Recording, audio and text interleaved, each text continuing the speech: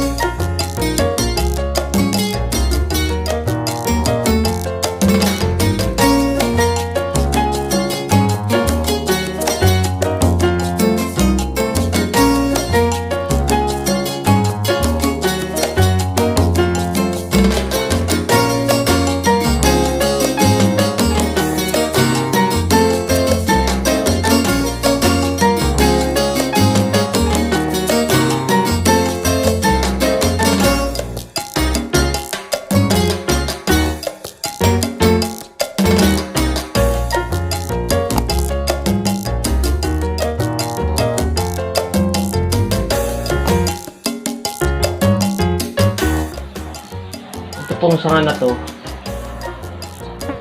tatanggalin ko na lang po. Hindi po siya kasi maganda dahil dikit na ho siya masyado dito sa isa. Tanggalin ko na lang ito tapos ito baguhin ko na lang pagka-balutot niya. Hindi ko napansin ho kagad kanina to. Okay, tanggalin ko lang.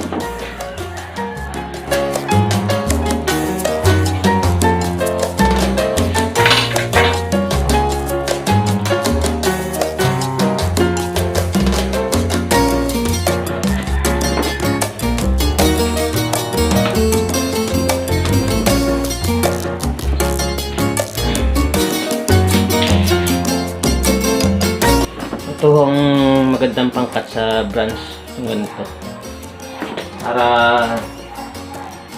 medyo malalim po yung kanyang pinaputulan, matatabunan ko sa balat.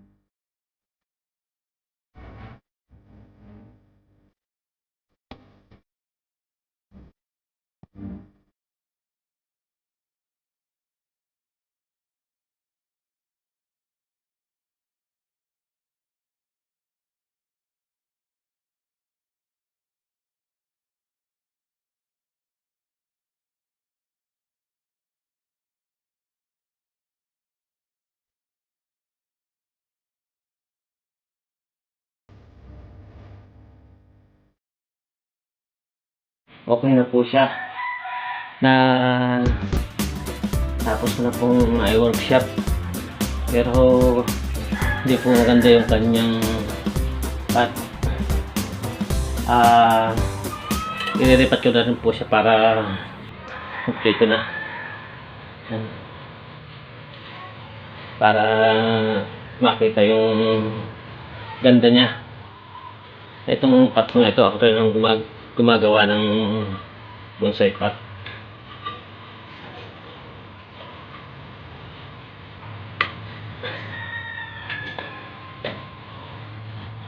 Hello. Lagyan ko lang po ng harang yung kanyang butas.